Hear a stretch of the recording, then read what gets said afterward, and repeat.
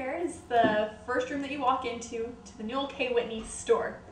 And this is a really fun store, and we were able to put the same type of things on the shelves that were here when Newell K. Whitney owned it, because he was such a meticulous record keeper. He was just always writing down exactly what he had, who bought what, and how much it cost, and different things. And so here in the store, we put the same types of things on the shelves, so it's fun to look around. But more than just a store, it was also a fun gathering place for people to come in, and they would come and play checkers. There's a checkers board in the corner. People come and play games and socialize, get warm by the fire, or pick up their mail, as Newell K. Whitney was also the postmaster for a few years. So that's kind of a fun thing here as well. There's all sorts of neat things like saws and lanterns and shoes, and the original key to the Whitney store as well on the wall at the end here, which is a neat thing to have. But the most wonderful thing for me that happened in this part of the store was this is where, in February of 1831, there was a sleigh that pulled up in front of their store. And a 25-year-old man came bounding in through the door, took Newell K. Whitney by the hand, and said, "Newell K. Whitney, thou art the man." But since he didn't recognize him, he said, "Stranger, you have the advantage of me. I can't call you by name as you have me." And then he said, "I'm Joseph Smith the prophet. You've prayed me here. Now what do you want?" And I just think that was a wonderful thing, that the Lord was able to teach Joseph about the Whitneys in a vision, and that the vision was so clear that when he came to Kirtland, he recognized him, knew exactly who he was, and I just think that was a beautiful thing about being here in Kirtland and being in this part of the store.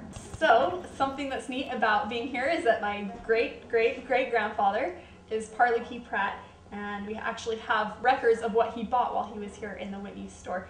Both he and also William and Orson.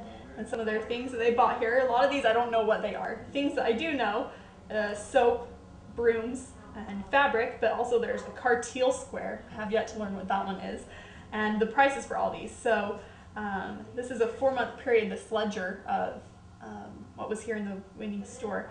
And let's see, right here, Parley bought some spoons, and one set of spoons, and it was $1. So that's what it cost there. Bought some thread, one spool, and it was 8 cents. So that's kind of fun to be looking at my great-great-great-grandpa and what he did when he was here. Also, there's William. He bought some mustard, one box of mustard, and it was 16 cents. And Orson bought some, some Plass, P-L-A-S-S, 6 skeins of it, and it didn't cost him anything. No, 6 cents. There we go, 6 cents for that. So that's kind of a fun thing too, to learn about the Pratts who are here in Kirtland. Okay, this painting here is my great-great-great-grandfather, Parley P. Pratt, and he is being ordained an apostle, which took place at the schoolhouse / printing office that was by the temple. And that's where the first apostles were ordained. A lot of firsts here in Kirtland. There were the first apostles, first 70s, first patriarchs, first high priests, first bishops, deacons, quorums, and stakes. It's so many firsts here in Kirtland, and this painting depicting those first, Parley being one of the first apostles ordained here in the Kirtland area. Parley's brother, Orson, was ordained an apostle as well, and his brother, William, was ordained as one of the first 70 here in Kirtland as well. So, this is the School of the Prophets, and Orson Pratt was in attendance here. He also may have taught here. And during about a month, he also boarded here with Joseph Smith. Here we have an original copy of the Doctrine and Covenants printed here in Kirtland. And it was here that both Parley and Orson signed their names as witnesses to the Doctrine and Covenants.